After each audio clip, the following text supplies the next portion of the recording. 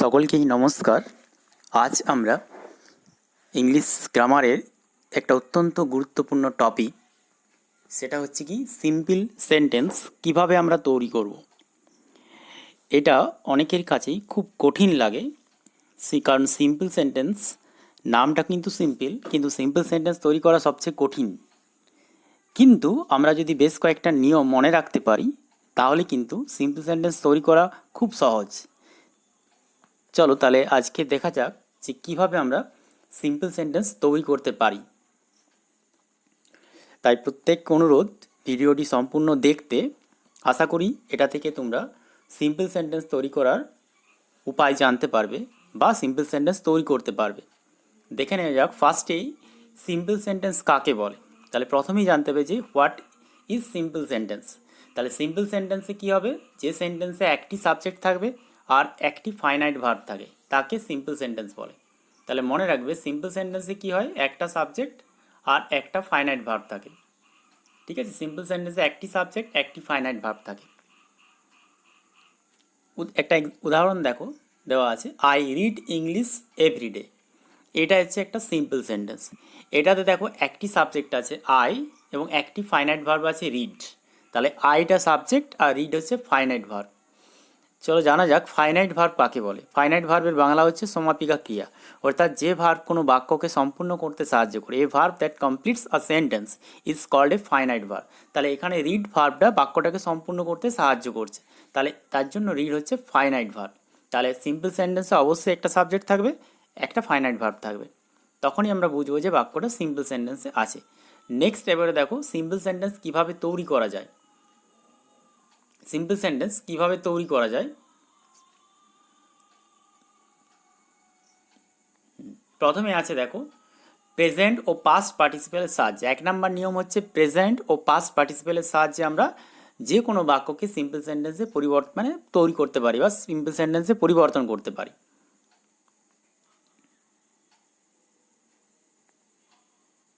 একটা এক্সাম্পল দেখে নাও। প্রথমে আমরা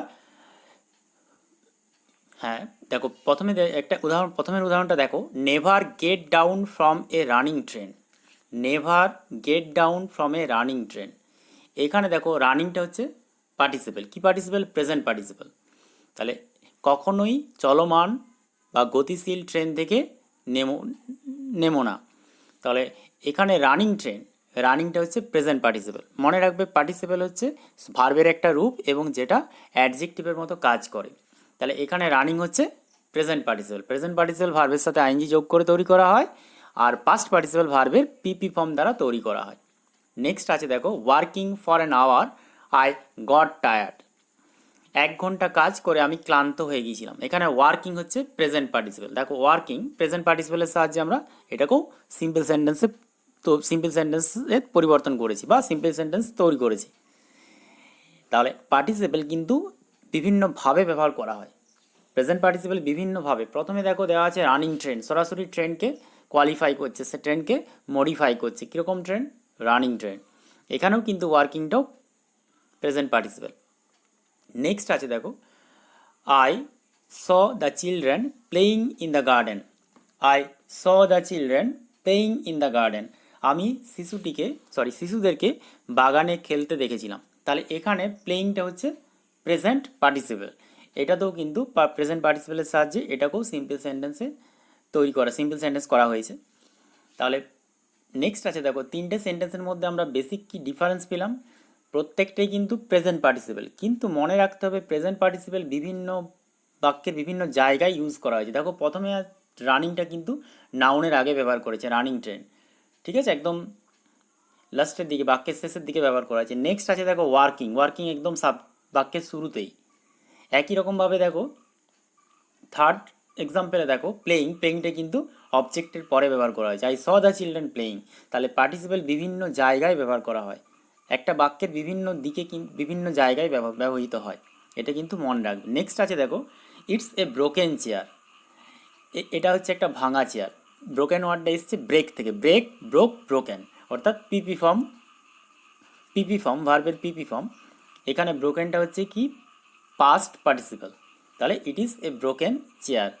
নেক্সট এক্সাম্পল দেখো I recited a poem written by Rabindranath Tagore.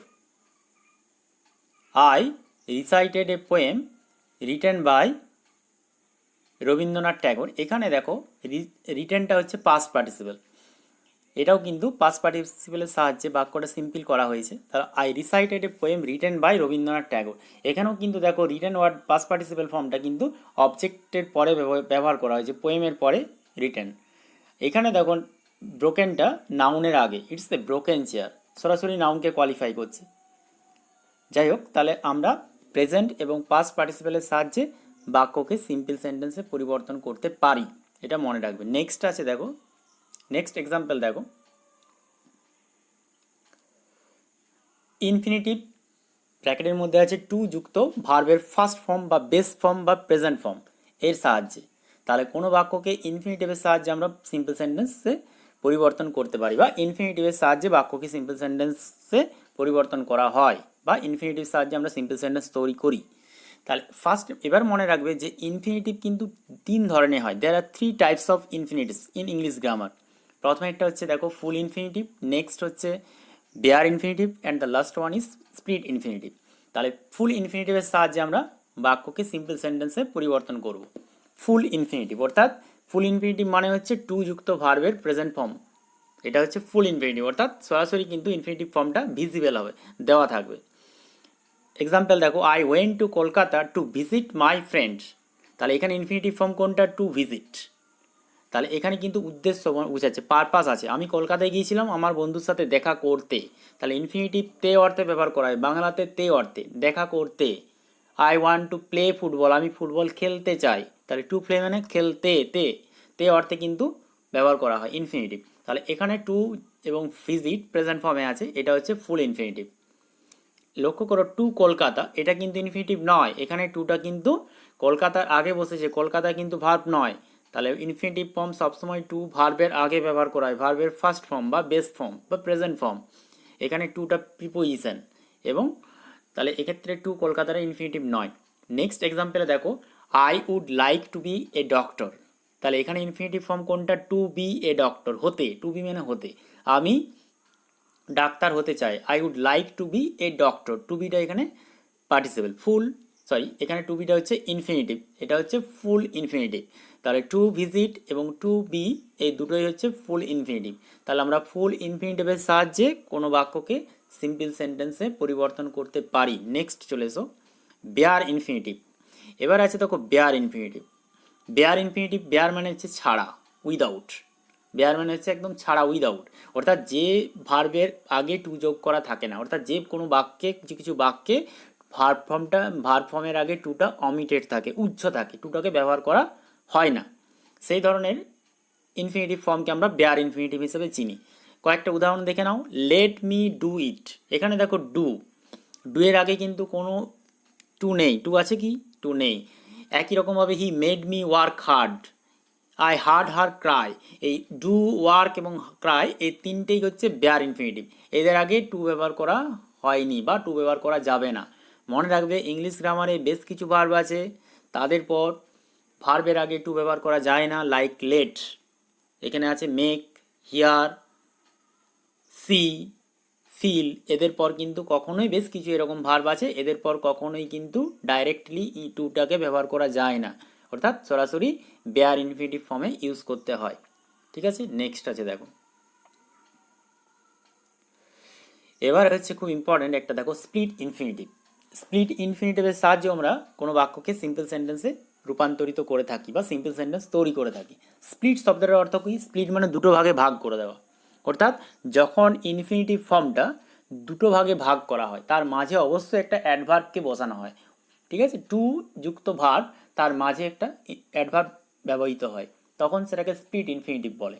Two যুক্ত অ্যাডভার্ব ফর্ম বা অ্যাডভার্ব যুক্ত ভার্ব। এখানে দেখো এক্সাম্পলটা দেখো, ক্লিয়ারলি বোঝা যাবে। He told me to kindly look into the matter. He told me to kindly look into the matter. এখানে দেখো টু কাইন্ডলি লুক, ভালো করে লক্ষ্য করো, টু আর লুকের মাঝে কাইন্ডলি এই অ্যাডভার্বটাকে ব্যবহার করা হয়েছে, এটাকে বলা হচ্ছে স্প্লিট ইনফিনিটিভ। আমরা এরকম বাক্য অনেক ব্যবহার করে থাকি বা অনেক বাক্য দেখে থাকি বা পড়ে থাকি, এইটাকে স্প্লিট ইনফিনিটিভ বলে। অনেকেই কিন্তু জানে না এটা স্প্লিট ইনফিনিটিভের ব্যবহার। To kindly look. নেক্সট আছে দেখো, they ran to the station to quickly catch the train. To quickly catch the train, এখানে দেখো টু কুইকলি ক্যাচ, এটা হচ্ছে স্প্লিট ইনফিনিটিভ, কারণ টু আর ক্যাচের মাঝে অ্যাডভার্ব একটা ঢুকে গেছে বা ব্যবহৃত হয়েছে, সেটা হচ্ছে কি কুইকলি। তাহলে মনে থাকবে আমরা স্প্লিট ইনফিনিটিভের সাহায্য বাক্যকে সিম্পলে করে থাকি। তাহলে স্প্লিট ইনফিনিটিভ জিনিসটা কি বোঝা গেছে। নেক্সট চলে এসো 3 নাম্বার নিয়ম। নাউন অবলিক দিয়ে আছে দেখো, নাউন ফ্রেজ ইন অ্যাপোজিশনের সাহায্য, with the help of noun or noun phrase in apposition. Noun বা নাউন ফ্রেজ এর সাহায্যে আমরা, বা অ্যাপোজিশন, অ্যাপোজিশন কথাটার মানে কি, অ্যাপোজিট করা মানে পাশাপাশি বসানো, সহ অবস্থান। অ্যাপোজিশন মানে যখন নাউন বা নাউন ফ্রেজ, দুটো নাউন বা একটা নাউন ফ্রেজ, বা দুটোই নাউন ফ্রেজ বা দুটোই নাউনকে পাশাপাশি বসানো হয় এবং একটা অপরটার অল্টারনেটিভ, এটা মনে রাখতে হবে, একটা অপরটার বিকল্প। আমরা বলতে পারি, এক্সাম্পলে দেখে নাও তাহলে ক্লিয়ার আসবে, আইডিয়াটা ক্লিয়ার হয়ে যাবে। তাহলে যখন দুটো বা তার বেশি নাউন বা নাউন ফ্রেজকে পাশাপাশি বসানো হয় এবং একে অপরের বিকল্প হিসেবে ব্যবহৃত হয়, তখন সেটা হচ্ছে নাউন ফ্রেজ ইন অ্যাপোজিশন বা নাউন ইন অ্যাপোজিশন। দেখো উদাহরণ দেখো, দ্য গঙ্গা, কমা দিয়ে আছে a holy river, comma is situated in India. Ganga একটি পবিত্র নদী, ভারতে অবস্থিত। এখানে লক্ষ্য করো, দা গঙ্গা, তারপরে কমা আছে, এ হোলি রিভার, তারপরে কমা আছে, এটা দুটো আছে, একটা নাউন ফ্রেজ। দা গঙ্গা নাউন, এ হোলি রিভার এটা নাউন ফ্রেজ। এই দুটোকে নাউন এবং নাউন ফ্রেজকে পাশাপাশি বসানো হচ্ছে এবং কমা দিয়ে, ভালো করে লক্ষ্য করো, দা গঙ্গার পর কমা, এই হোলি রিভারের উপরেও কমা দিতে হবে এবং একটা অপরটার বিকল্প, যেটা যে গঙ্গা সেই হচ্ছে হোলি রিভার, আর যে হোলি রিভার সেই গঙ্গা। ঠিক আছে, তাহলে এরকম ক্ষেত্রে আমরা ব্যবহার করতে পারি নাউন ইন অ্যাপোজিশন। তাহলে the Ganga a holy river is situated in India. দেখো আরেকটা উদাহরণ দেখে নাও, I know Rabindranath a great poet. দেখো যে রবীন্দ্রনাথ সেই হচ্ছে গ্রেট পোয়েট। তাহলে আই নো রবীন্দ্রনাথ কমা দিয়ে এ গ্রেট পোয়েট। কোনো বাক্যের শেষে যদি থাকে অল্টারনেটিভ, তাহলে কিন্তু আর কমা লাস্টের এই গ্রেট পোয়েটের পর কিন্তু কমাটা হবে না, শেষে ফুল স্টপ। কিন্তু যদি প্রথমেই লিখতাম রবীন্দ্রনাথ কমা এ গ্রেট পোয়েট, তাহলে কমাটা আরও দিতে হতো, অর্থাৎ রবীন্দ্রনাথ কমা এ গ্রেট পোয়েট কমা বসতো। ঠিক আছে, কিন্তু বাক্যের শেষে যদি থাকে তাহলে কিন্তু এক্ষেত্রে একটি মাত্র কমা হবে। একই রকমভাবে দেখো, কলকাতা আর city of palaces, Kolkata comma a city of palaces comma Kolkata প্রাসাদের শহর is a very famous city in West Bengal. এটা হচ্ছে পশ্চিমবঙ্গের একটা খুব বিখ্যাত শহর।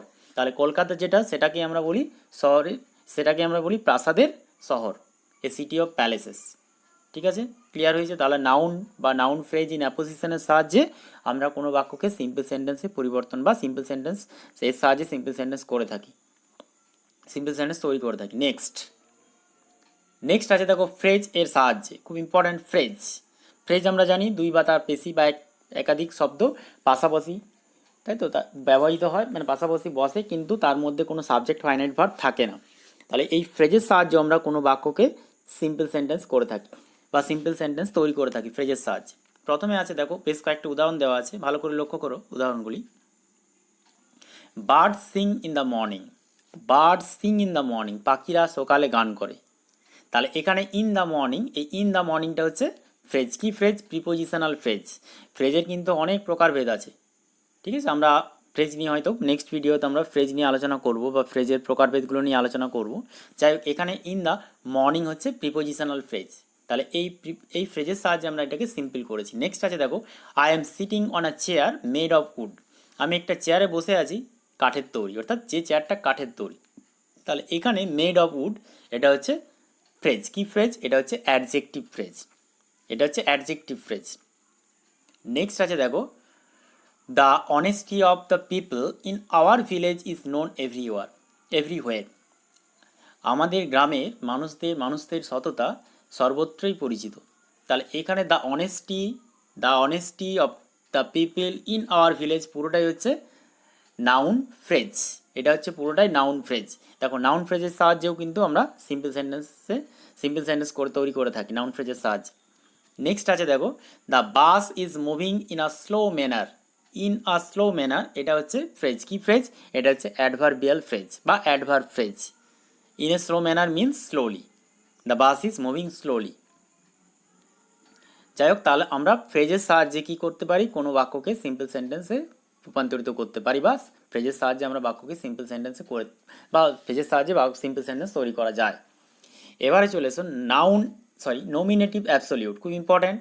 নমিনেটিভ অ্যাবসলিউট এইটা একটা টার্ম, এইটার মনে রাখবে। নমিনেটিভ অ্যাবসলিউট হচ্ছে, গঠনটা দেখে নাও, অর্থাৎ একটা ঘটনা ঘটার পর আরেকটা ঘটনা ঘটবে। মন দিয়ে শোনো, একটা ঘটনা ঘটার পর আরেকটা ঘটনা ঘটবে, দুটো ক্লসেরই কিন্তু সাবজেক্ট ডিফারেন্ট হবে, আলাদা হবে। ঠিক আছে, এটা মনে রাখবে।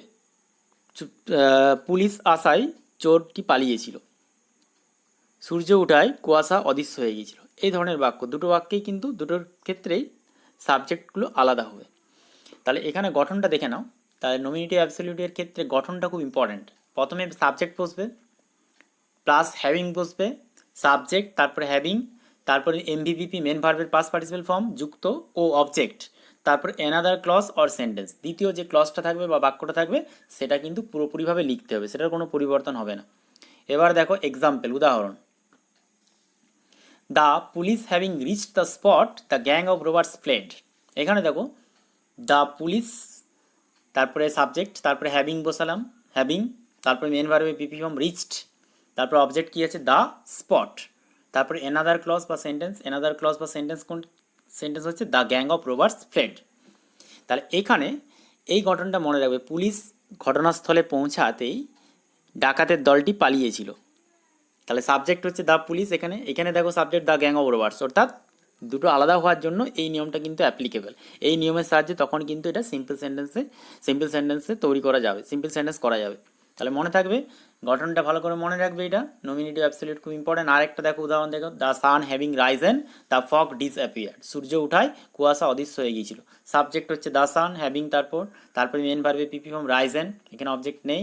দ্য ফগ ডিসঅ্যাপিয়ার্ড, এটা হচ্ছে সেকেন্ড ক্লজ বা অ্যানাদার ক্লজ বা লাস্ট সেন্টেন্স বা লাস্ট ক্লজ। নেক্সট দেখো, তাহলে আমরা নমিনেটিভ অ্যাবসলিউটের সাহায্যেও কোনো বাক্যকে সিম্পল সেন্টেন্সে বা কোনো সেন্টেন্সকে সিম্পল সেন্টেন্সে রূপান্তরিত করতে পারি। অ্যান্ড দ্য লাস্ট নিয়ম হচ্ছে, শেষ নিয়ম হচ্ছে অ্যাডভার্ব বা অ্যাডভার্বিয়ালের সাহায্যে। আমরা কোনো বাক্যকে অ্যাডভার্ব বা অ্যাডভার্বিয়ালের সাহায্যেও সিম্পল সেন্টেন্সে পরিবর্তন বা রূপান্তরিত করতে পারি, খুব ইম্পর্ট্যান্ট। তাহলে এক্সাম্পলটা দেখে নাও। Fortunately we escaped the disaster. Fortunately we escaped the disaster. এখানে ফরচুনেটলিটা হচ্ছে অ্যাডভার্ব বা অ্যাডভার্বিয়াল। সৌভাগ্যক্রমে আমরা বিপর্যয়টাকে এড়িয়ে গিয়েছিলাম। নেক্সট এক্সাম্পল দেখো, suddenly I faced a tiger on my way to jungle. Suddenly, হঠাৎ আমি জঙ্গলে যাওয়ার পথে একটা বাঘের মুখোমুখি হয়েছিলাম। তাহলে এখানে সাডেনলিটা হচ্ছে অ্যাডভার্বিয়াল বা অ্যাডভার্ব। এই অ্যাডভার্বিয়ালের সাহায্যেও আমরা কোনো বাক্যকে সিম্পল সেন্টেন্সে পরিবর্তন করতে থাকি। যাই হোক, আমরা আজকের এই মোট 6টি নিয়ম মাথায় ভালো করে রাখবে। 6টি নিয়মের সাহায্যে আমরা যে কোনো বাক্যকে সিম্পল সেন্টেন্সে পরিবর্তন করতে পারবো। আর এবার বলে দিচ্ছি, মন দিয়ে শোনো। প্রথমে হচ্ছে কি, পার্টিসিপেলের সাহায্যে, প্রেজেন্ট ও পাস্ট এই দুটো পার্টিসিপেলের সাহায্যে আমরা যে কোনো বাক্যকে সিম্পল সেন্টেন্সে পরিবর্তন করতে পারি। দ্বিতীয়ত হচ্ছে ইনফিনিটিভের সাহায্যে। 3টা ইনফিনিটিভ আছে, আলোচনা করা হয়েছে ইনফিনিটিভের সাহায্যে। 3 নাম্বার হচ্ছে কি, ফ্রেজ এর সাহায্যে।